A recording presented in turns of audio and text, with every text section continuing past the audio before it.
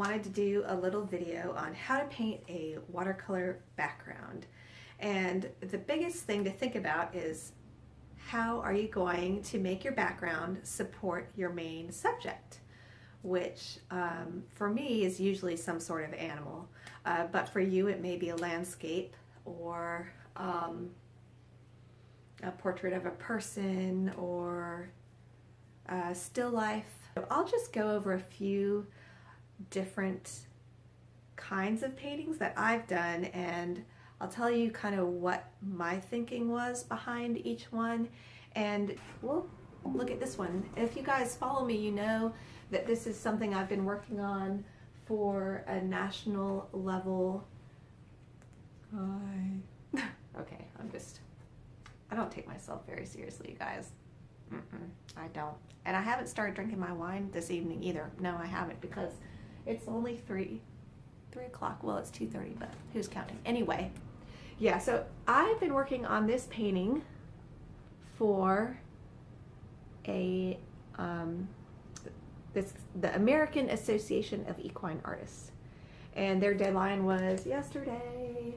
So I was painting up until yesterday to get this done. And the main things that I've done to change it, since you guys probably have seen it last, is I darkened the shadow under the horse and I put some details in the background. So I just thought this would be a good painting to talk about. Before, this was pretty much almost all white, and one of the rules of painting is for the area that you want to have the highest interest, that area should have the lightest whites in it. So I didn't want this area to be a big glaring white area, because I want this to be kind of where you look.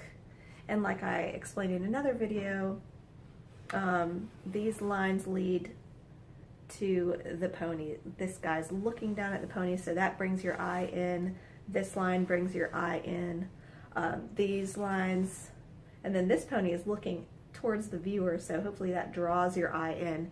But what I did was I created a little V of color, and this V is kind of pointing down at the pony too. So the background is supporting the horse, and I made it a cool color, and the horse is a cool color too. So that's kind of matchy-matchy, but that's okay, because this is such a gray background. And I just kept it really soft and subtle. So basically what I did was wet this whole area and then just dropped in a few drops of some ultramarine and naphthol and some green to kind of gray all those colors down. I didn't want them to be pure blue or pure purple, because that would just take away from the horse. And like this shadow in here is kind of pure blue, so it's a more saturated color than the colors I used back here.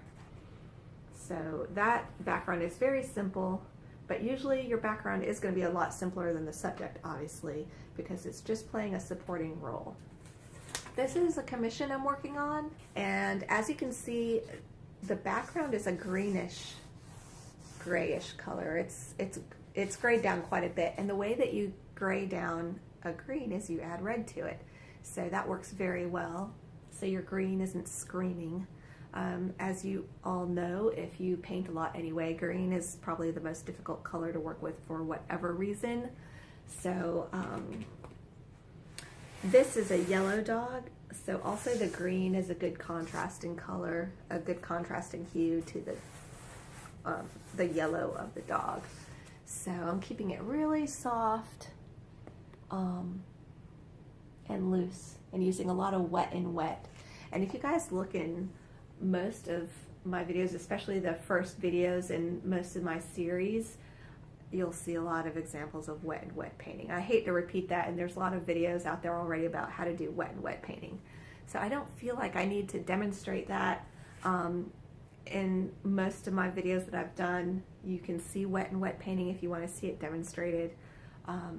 But if you're interested in me doing a video on how to do wet and wet technique, I guess there are a few little tricks. It's really just kind of playing around with it, but I'd be glad to do it if you guys want me to, but I just don't want to repeat information that's already out there in probably a much better format than I could do. So this dog still needs a lot of development. He's still pretty simple, but I'm trying to get this background in because really, as is the case with many paintings, I find the backgrounds to be harder than the foreground because you just have to think more, because they're more subtle, they're supportive, so you have to think more in some ways about your background than you do the foreground, because it has to be quiet enough to not get attention, but it also has to draw the eye in and help lead the eye to where you want it to go. So it's a lot to think about, actually.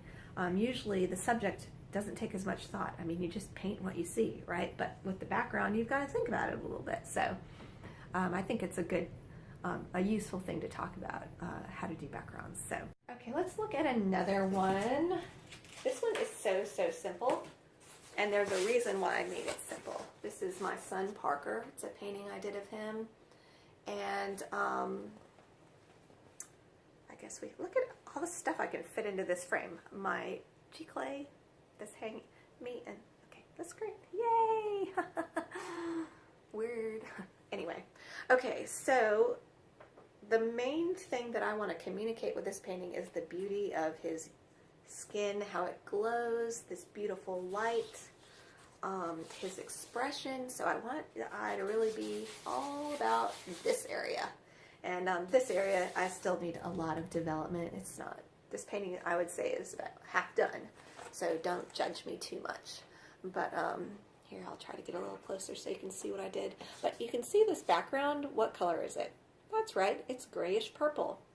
Well, it's because it is the complementary color of the oranges that are in his skin tones, his skin hues, I should say. And why did I not use pure purple? Well, that would be too glaring. It wouldn't allow him to sing. It would just, the background would just be too overpowering. So you want to gray down your backgrounds most of the time. You don't want them to have the brightest colors most of the time. And it depends on your style of painting too. For me, more like a fine art, realistic approach. So, but if you're doing like pop art or more graphical things, it's different. It might be different. So these aren't hard and fast rules for everybody. This is just how I think. So that's why I did not make this a busy background at all. I just wanted it to be very much in the background, supporting the beautiful hues in his skin.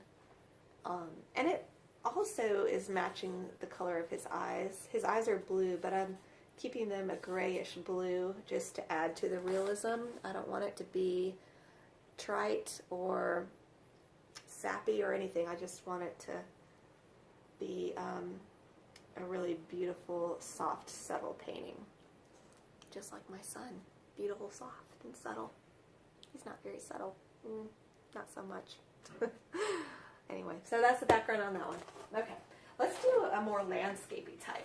This is more complicated, you guys, and I had to think so much. My brain was starting to steam. I started seeing steam come out of my ears. I'm not kidding. It was crazy. When I was painting this painting, I was like, what's this coming out of my ears? Oh, it's steam. Oh, it's because I'm thinking too much. Because, you know, I'm not usually doing too much of a complicated painting as far as the background is concerned. So this is a more complicated painting than I usually take on because of all these dogs and the landscape in the background. Landscape, it's so hard. To me, it's so hard. And then the horse, and then this guy, and it's just a lot of things going on in this painting, and I want, of course, the main focus to be here. For me, the horse is always the star. If there's a horse in a painting, the horse is the star. Some people might say it's the dogs, and they do have a lot of detail in them, so they do share the stage quite a bit, but they are looking at the horse. And when you have an animal or person in a painting looking in a certain direction, the viewer is going to look where they're looking. So I think that helps with the overall composition of this painting. But let's get to the background, okay? So at first glance, this may look very green, but really it's quite grayed down. I added quite a bit of red to it to gray it down and push it back. So that will help gray down your greens to add the red. And I kept this very soft. It's you can definitely see the edge here, but it's pretty soft. I could have even made this softer, and then this hill you can hardly even, you don't even think about it. But it's very cool and very soft and lighter. And that's a way to create depth in your landscapes, is as things get farther and further away, they get grayer and less saturated and lighter and hazier and softer, which is a fun effect to create with watercolor, because watercolor is so good at communicating those characteristics. So, and then the sky is not a pure white. I put in some very soft blues just to soften this area up so it's not glaring white. This is probably one of the whitest areas, and then the little hardware parts of the bridle are pretty white, and that helps draw the eye into those areas, the horse area. Okay. Alright, this is very complicated too. I was kind of scared of this painting. This is actually a print, it's not a real painting. But where's the whitest area? Right here. And the background is, it looks green to the eye, and it is green, but it's a lot grayed down and it's softened compared to these hard edges and these whiskers in the eyes. It's a lot softer. So another thing I want you guys to think about when you're painting backgrounds is attaching the foreground subject to the background. How did I do that in this painting? I painted in the tail, I painted in the background, and then when all that was dry, I would go back in and paint over this entire background and the tail with blue, so it just kind of attached the cat to the background. And also this area of the cat, there's like a disappearing edge right here with his chest and the background. I could have done that more right in here with the white part of his chest right in there. And I could have done it a little more in here with this black area. I could have attached it even better. And I could have attached it right here a little better. And I could have attached it a little better right here.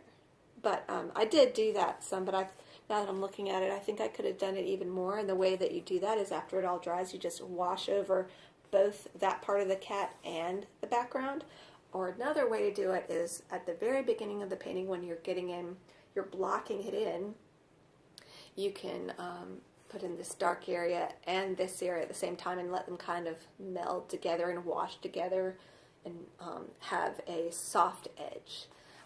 And soft edges on your foreground that melt into the background will really help attach the subject to your background and make it look like a more painterly, professional painting, so it doesn't look like a cutout. So those are some things to think about when you're painting backgrounds in watercolor. And trying to think of anything else I could explain. Let's see. This background. This is a painting I did of a lake.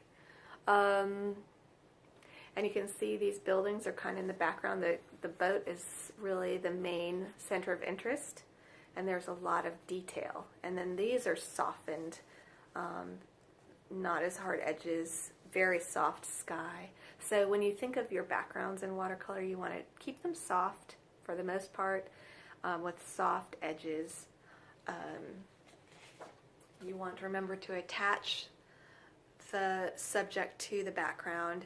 You want to think in terms of usually graying down your colors a little bit to help the background support your main subject instead of taking away from it. The background always plays a supportive role. So those are just some ideas for how to have a successful background. It takes practice, and you know, it takes a lot of thought sometimes in more complicated paintings. So start easy with just like a portrait or something, such as, you know, this, although I think it looks good. It's really is a very simple painting. I didn't have to think much about the background other than make the color support his skin tone, and it's simple.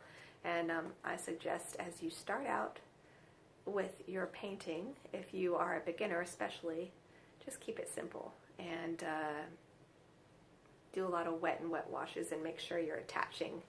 See right here I attached his elbow. You see how I did that? His elbow's like purple. In real life you know it's not purple, but it helps to attach. And right here, see there's this disappearing edge here. And there will probably be a disappearing edge somewhere in here. Disappearing edge down in here. So you can see where I attached him to the background, and that really helps. Helps it look like a painting and not like he's a cutout and it's kind of fake looking. Because the eye naturally sees, takes information in from the world and makes its own judgments. It does the same thing with art. So you can help the brain do that by actually giving it something to work with. Give it something to think about. And it'll make for a much more successful painting. Okay guys, I hope you enjoyed this, and I will be doing more videos soon, I hope. Let me just arrange my wrap. Anyway, thanks so much for watching, you guys, and I hope to see you in future videos, and let me know in the comments what you're working on. I'd love to see what you're working on, and feel free to ask any questions you would like.